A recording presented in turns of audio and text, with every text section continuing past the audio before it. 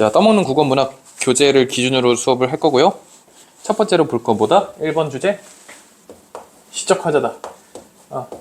자기 책 아닌 사람은 쓰면 안 돼요. 당연히. 뭐 허락 받으면 쓰세요. 아무나 써요. 허락 받으면 쓰시고. 너네들은 써도 되지. 아무데나 써도 돼요. 네, 아무데나 써도 돼요.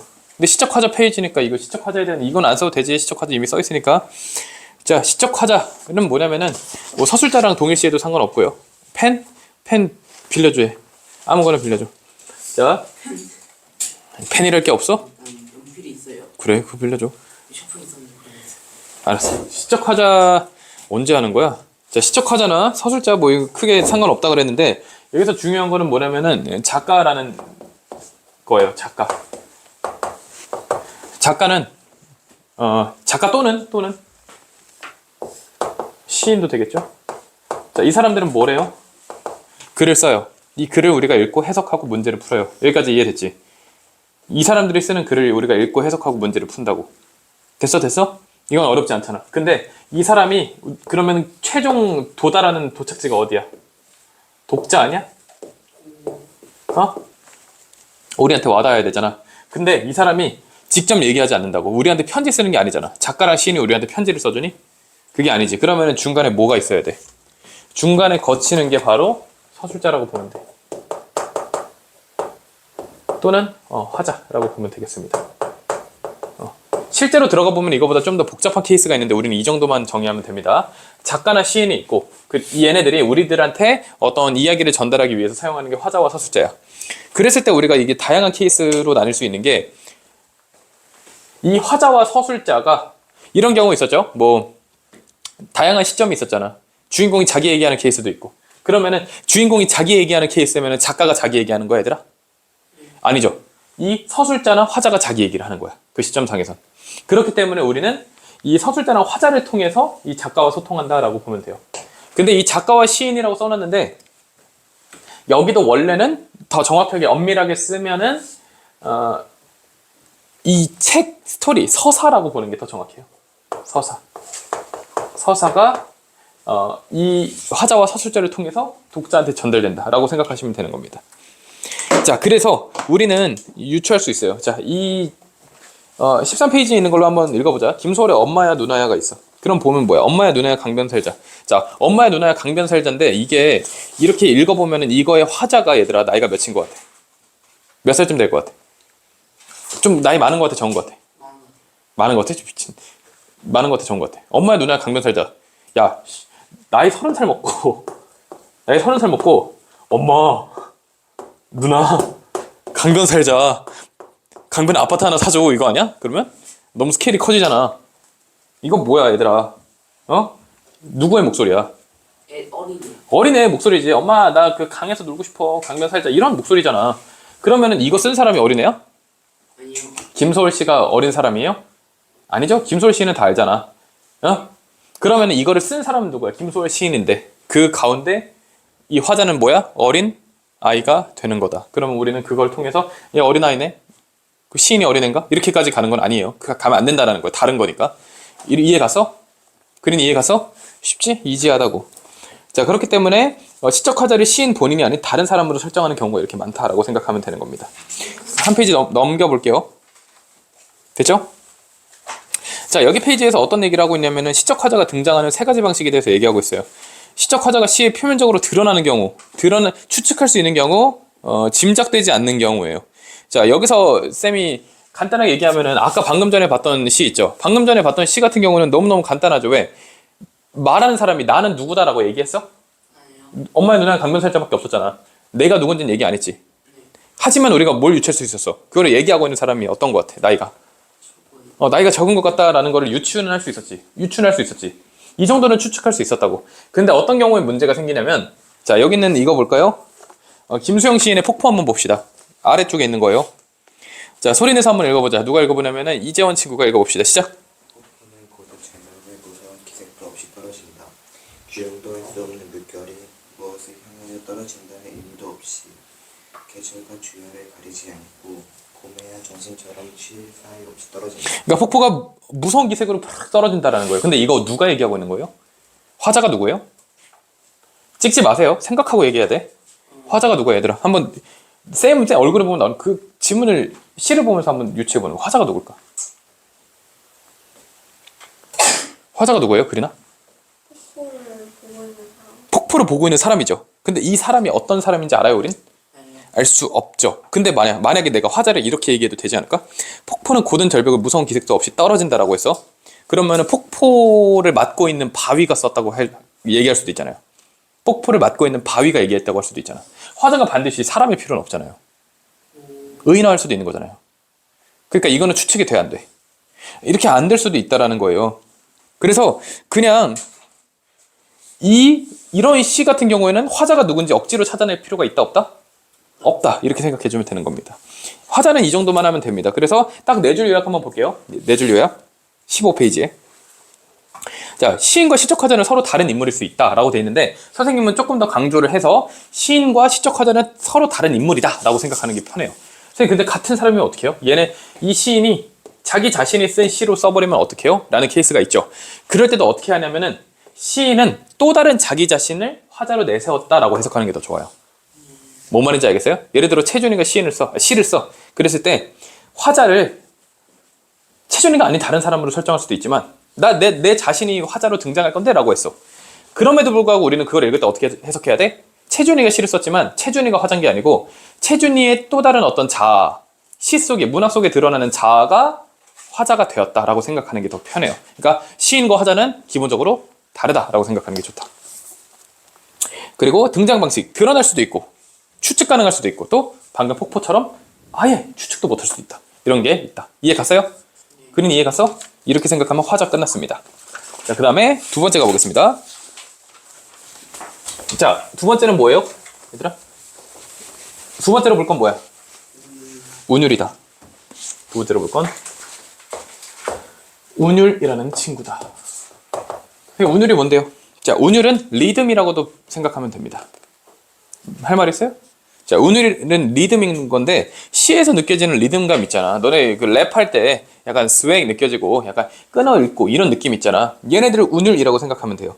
근데 여기서 이제 두 가지로 먼저 나눌 거예요. 이 운율의 케이스에는 두 가지가 있다. 알아두면 좋아요. 외형률이 있고 내재율이 있다. 자, 외형이라는 것과 내재라는 단어를 썼어요, 재원아. 외형과 내재 너가 들었을 때 어떤 차이가 있어? 내재의 뜻은 뭐고 외형의 뜻은 뭘까? 외형은 바깥쪽으로. 그렇지. 내재는 안쪽으로. 그리나 됐어? 외형 겉에서 봤을 때, 내재 안으로 봤을 때. 그러니까 겉으로 눈으로 봤을 때 드러나면은 외형률이야. 됐어요? 그럼 외형률 먼저 살펴보자. 외형률은 두 가지로 나눌게요. 음수율, 음보율.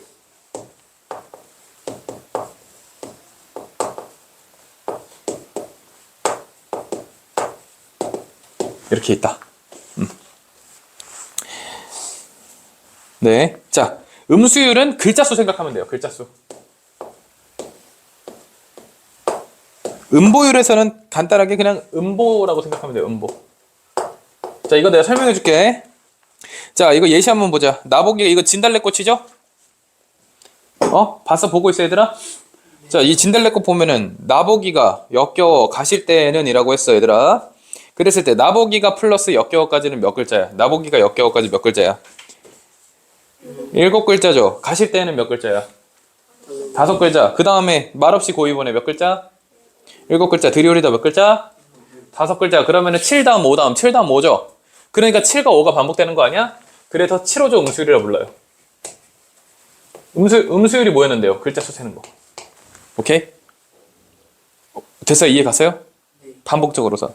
그 다음에 이번에는 리듬에 끊어서 읽어볼 거야. 나보기가 역겨워 가실 때는 채준이가 천천히 읽어봐. 그 띄어쓰기 잘해서. 나보기가 그렇게 읽을 거야. 나보기가 이렇게 읽어. 평소처럼 읽어봐. 나보기가 그렇지. 역겨워 그렇지. 가실 때에는 그러면 몇 번 끊었어 지금? 3번이요. 3번 끊어서 2번 끊었잖아. 나보기가에서 끊었잖아. 아, 나보기가 뛰고 역겨워 뛰고 가실 때에는 그러면 총 덩어리가 몇 개야? 세 덩어리요. 3덩어리죠. 그러면 이걸 뭐라 불러? 3음보. 그게 바로 음보다. 끊어있는 기준. 됐어요? 선생님 그러면 음보는 띄어쓰기인가요? 야, 띄어쓰기였으면 나 보기가 역겨워 가실 때는 이렇게 나눴겠지. 그게 아니고 자연스럽게 읽었을 때 끊기는 부분을 기준으로 해서 음보를 나누는 거예요. 나 밥 먹어 라고 할 때 일반적인 실제로 맞는 띄어쓰기 되면은 나 밥 먹어 이렇게 하지. 근데 우리가 평소에 어떻게 얘기해? 나 밥 먹어. 밥 먹어 하늘로 묶이죠. 이런 것처럼 우리가 발음 실제로 읽었을 때 묶이는 덩어리가 음보라고 생각하면 돼요. 됐습니까? 그래서 음보의 뜻은 호흡의 단위 이렇게 생각하면 됩니다. 됐습니까? 됐죠? 됐어요 안 됐어요? 이게 뭐다? 겉으로 드러나지. 얘들아 근데 선생님 그럼 겉으로 드러나는 거의 기준이 뭐예요? 숫자로 셀 수 있으면 겉으로 드러난다 라고 생각하면 돼요. 이해갔어? 외형률은 숫자로 셀 수 있다. 재훈이 이해갔어? 그러면 다음 페이지 한번 가봅시다. 이제는 뭐 봐야 돼? 내재율 봐야 되잖아. 작품 안에 있는 운율감.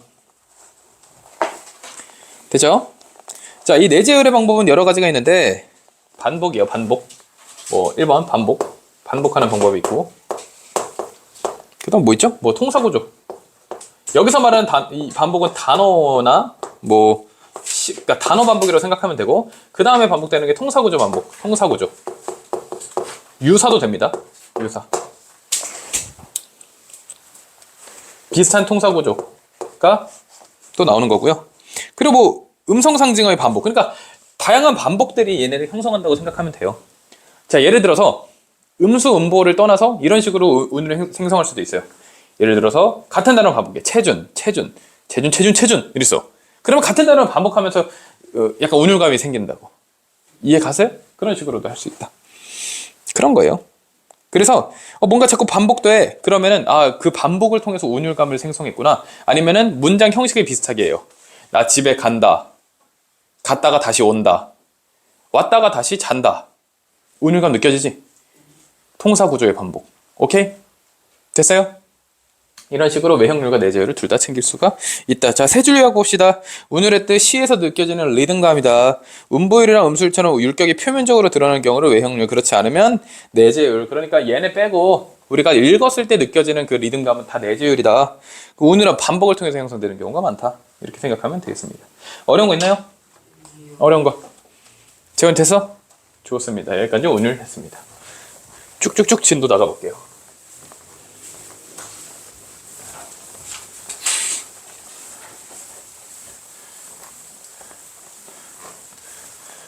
자, 그 다음에 챕터 3. 어이? 챕터 3. 3는 뭐예요? 심상입니다. 심상. 얘들아, 심상 헷갈리면은 간단하게 이렇게 생각하면 돼요. 감각이라고 생각하면 감각. 자, 감각에는 뭐가 있어요? 후각. 또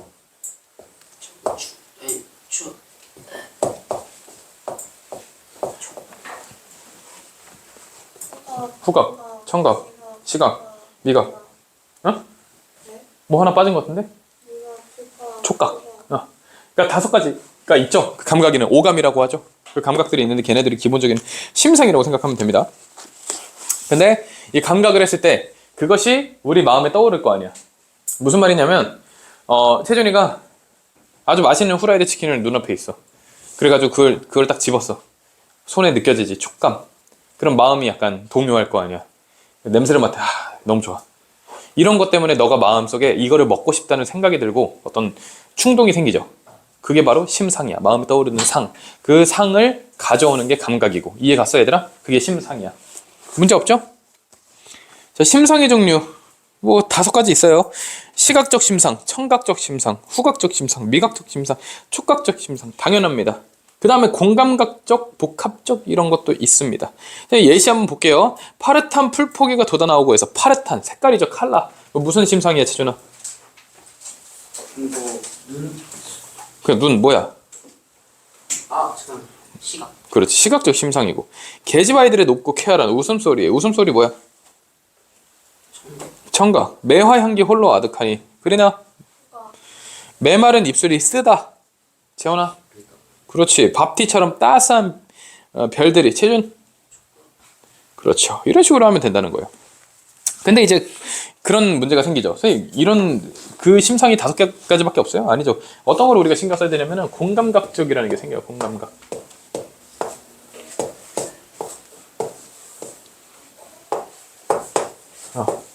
공감각적 심상이라는 친구의 포인트는 전이에요.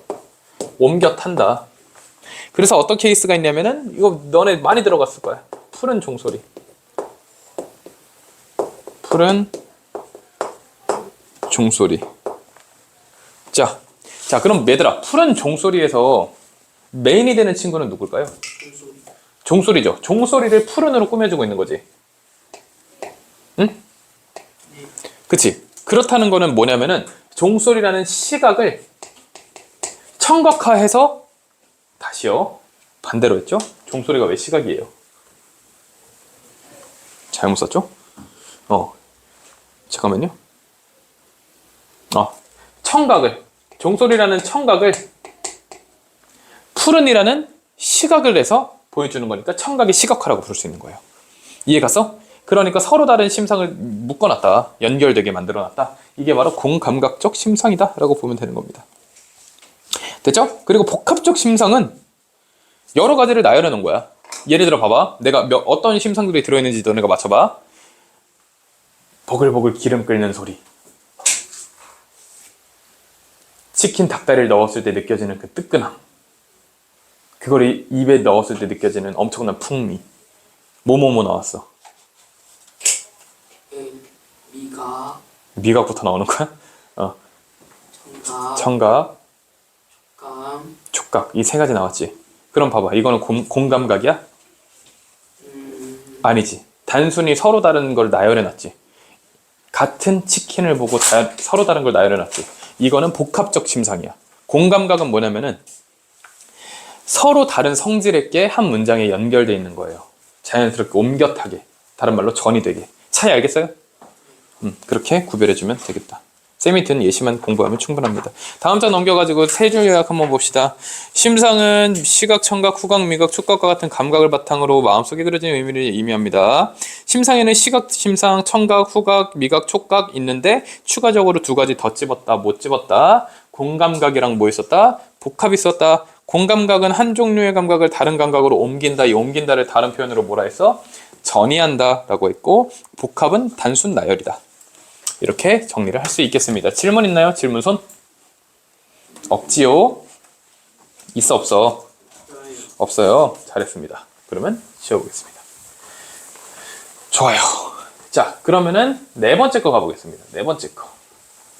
네 번째 거 친구의 이름 뭐예요? 비유입니다. 비유 한번 가봅시다. 비유. 자, 비유라는 거는 당연히 빗대서 얘기하는 거예요. 뭔가 직접적으로 얘기하고 싶지 않을 때, 또는 좀 더 풍부하게 표현하고 싶을 때 다른 것에 빗대가지고 이제 간접적으로 표현하는 방법이라서 할 수 있고, 여기서 우리가 원관념이랑 보조관념을 생각할 수 있어요. 원관념이 있고 보조관념이 있다. 처음 들어보죠? 네? 네. 자랑입니다. 원관념과 보조관념이 있다. 자, 원관념은 우리가 표현하고 싶은 거고, 이 표현하고 싶은 거를 보조관념을 이용해 가지고 표현하는 거예요. 예를 들면 이런 겁니다. 나는 예를 들어서 이 물병을 표현하고 싶어. 얘들아, 이 물병은 마치 뭐처럼 보여? 미사일. 그럼 원관념은 물병이면은 보조관념은 미사일. 이렇게 되는 거예요. 이번엔 또 뭐 할까? 재원아, 이 분필은 마치 뭐처럼 보여? 막대기. 그러면은 초딩이야 여기? 초등학생들 수업하는 거. 자, 분필은 막대기. 이런 식으로 이제 원관념과 보조관념이 있다 했을 때, 여기서 여기로 이어지는 과정, 원이 어떻게 보조로 가느냐, 이 과정을 가지고 우리가 매기는 거예요. 이해 갔어요? 원이 보조로 어떻게 가느냐를 가지고 우리가 따져보는 거라고요. 이해 갔어요? 그래서 원이 보조로 넘어갈 때 물병은 마치 미사일처럼 생겼다 라고 했어. 그러면은 직유가 되는 거예요. 처럼이라고 했으니까. 근데 물병은 미사일이다 라고 했어. 그럼 뭐가 되는 거예요? 은유가 되는 거예요. 근데 얘네의 관계가 특수한 경우도 있어요. 원관념이 평화인데 이 친구를 가지고 평화라고 안 부르고 우리 사이에 비둘기가 필요해 라는 말로 했어. 그러면은 그것의 뜻은 우리 사이에 평화가 필요해, 그만 좀 싸우자, 이런 표현이야. 그러면은 얘는 특수한 케이스, 상징이 되는 거예요. 상징적 의미가 있어서. 이런 식으로 이제 연결이 되는 거라고 볼 수가 있습니다. 됐나요? 그래서 비유의 종류 한번 봅시다. 24쪽. 자, 직유법 알고 있죠? 직유법 같은 경우는 뭐예요? 뭐뭐 같이 뭐뭐처럼 그런 식으로 이제 표현을 해주는 게 이제 직유법이다라고 생각하면 되겠습니다. 달덩이 같은 채준이 얼굴 이렇게 하면은 이제 뭐뭐 같은이라고 했으니까 직유법. 은유법은 너는 똥이야 이렇게 바로 다이렉트로 꽂히는 거 알겠지? 이런 식이 이제 은유법이고요. 의인법, 사람이 아닌 것을 사람에 빗대서 표현하는 거. 여기 나와 있죠? 산이 웃는다. 산은 사람이 아닌데 산이 웃는데요. 산이 웃는 거 본 적 있니, 재현아? 그렇죠. 하지만 웃는 것처럼 보였다라는 거죠. 화류법, 무생물을 생물인 것처럼 표현하는 것이다. 어둠은 새를 낳고 돌을 낳고, 어둠이 어떻게 뭔가를 낳아요? 돌이 어떻게 태어나요? 그렇죠? 대유법, 사물의 한 부분이나 속성을 들어서, 이게 사실 상징이랑 굉장히 유사한 표현법이에요. 대유법. 대유법은 뭐냐면은 한 부분의 속성 들어서 전체를 상징하는 거야. 예를 들어 이런 것도 되죠. 최준이가 쌤한테 와가지고 선생님 저 밥 먹어도 돼요? 라고 하면은 너 그러면은 딴 거 먹지 말고 쌀밥만 먹는 거지? 라고 내가 얘기해. 그러면은 대유법을 이해하지 못한 거지. 밥이 상징하는 건 뭐가 될 수 있겠어? 음식을 먹는다, 식사를 한다 이렇게 생각하면 되겠습니다. 그게 대유법이라고 생각하면 돼요.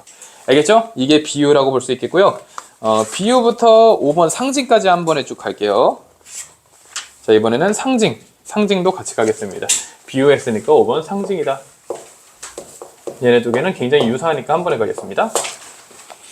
자, 상징은 여기 써 있는 대로 말로는 설명하기 힘든 추상적인 의미를 구체적인 사물로 나타내는 방법이다. 자, 그래서 한용운 님의 침묵 한번 읽어봅시다. 누가 읽어볼까? 최준이 시작. 님은 같습니다. 사랑하는 나의 님은 같습니다. 푸른 산기슭에 치고 단풍나무 숲을 향하여 난 작은 길을 걸어서 차마 떨치고 갔습니다. 자, 그랬을 때 너가 생각했을 때 여기서의 님은 뭘 뜻하는 것 같아요? 사랑하는 사람으로 생각되죠? 근데 여기서 조금 더 생각을 확장해 볼게요. 어떻게 할 수도 있어요? 이게 만약에 일제강점기의 세인시라고 하면은 사랑하는 조국 또는 광복이라고 할 수 있겠죠? 조국을 빼앗긴 슬픔. 그래서 정말 행복하던 시절 다 갔다 이렇게 얘기하는 걸 수도 있잖아요. 그렇기 때문에 이게 무엇을 상징하냐에 따라서 시의 해석이 달라질 수 있다라는 거예요. 질문 없죠? 이해 가지? 상징의 종류에는 여러 가지가 있는데 세 가지로 먼저 나눠볼게요. 첫 번째, 원형적 상징. 자, 1번 뭐라고? 원형적 상징. 원형 아니야. 원형적 사고 아니야. 원형적이야. 원형적이야. 자, 이거는 뭐냐면은 먼 옛날부터 이제 쭉 이어져 온 상징이라는 거예요. 예를 들어 물이라는 거를 보면은 뭐 너네는 근데 익숙하지 않을 거야. 자, 뭐 물을 보면 왜 수평적이에요? 왜 하강적이에요? 왜 모성이고 여성적이에요? 이런 느낌이 들 수가 있어요. 하지만 너네한테 와닿을 만한 거 해볼게. 우리가 현대시 읽다 보면은 하늘이여 내 말을 들어주소서 이런 거 봤지? 아니면은 뭐 하늘을 향해 뭐 하늘을 보면서 뭐 하고 막 이런 거 많았죠? 그러면은 하늘은 어떤 역할을 수행해요? 마치 어떤 존재처럼 작동해요? 신 같고 절대적인 존재처럼 그려지죠. 그렇다는 거는 역사적으로 원형적으로 이 하늘이라는 거는 마치 우리한테 신적인 존재로 상징을 갖고 있었다라고 생각하면 되는 거예요. 되죠? 이해 갔나요? 그리고 예를 들어 어떤 시가 있어요. 시를 읽고 있는데 언젠가는 해가 뜨겠지라고 했어. 그러면 해가 상징하는 건 뭐야? 이 사람 밤에 잠 못 자가지고 해 언젠가 뜨지 않을까 이러고 있는 거야? 그럼 뭐예요? 해라는 거는 약간 이제 원하는 나의 좋은 거. 초등학교야? 뭐야? 해? 희망. 그렇죠. 희망이나 자신이 추구하는 염원하던 어떤 뭐 꿈이라든가 그런 것들이 될 수 있겠죠. 오케이, 알겠나요? 이해 갔어요? 그러면은 이런 것도 될 수 있겠죠. 차가운 겨울밤, 어둠 이런 거는요. 부정적인 현실 이런 걸로도 연결될 수 있다는 거예요. 이해 갔어요? 그 다음에 이제 가봅시다. 관습적 상징이에요. 자, 관습적 상징은 뭐냐면은 사회적 관습에 의해서 인정되고 보편화된 상징이라고 보면 됩니다. 대표적인 게 뭐예요? 쌤이 아까 얘기했던 것처럼 비둘기를 보면 평화가 떠오른다 이런 것들이 든다. 자, 그리고 근데 봐, 원형적 상징과 그 관습적 상징의 차이점에 대해서 28쪽 위에 나와 있어요. 그래서 여기서 보면은 사회마다 다르다. 뭐 이런 여러 가지 기준에 대해서 좀 짚어주고 있는데 선생님이 수업하면서 얘기해주고 싶은 거는 원형적 상징과 관습적 상징을 굳이 나눌 필요는 없어요. 원형적 상징은 너네가 시를 읽다 보면은 약간 당연하게 여기는 것들이 보통 원형적 상징이고 관습적 상징은 사회적으로 학습돼가지고 너네들이 알고 있는 것들이라는 차이가 있기는 한데 얘네들을 굳이 나눠가지고 얘는 원형이야, 얘는 관습이 될 수 없어 이렇게 하면 안 돼요. 그렇게 문제도 안 나오고. 이해 갔어요? 그러니까 굳이 나누지 마라. 그리고 개인적 상징이란 것도 있어요. 개인적 상징. 그린이 한번 성탄절 읽어보죠. 시작. 아버지가 눈을 헤치고 따오신 그 붉은 산수유 열매.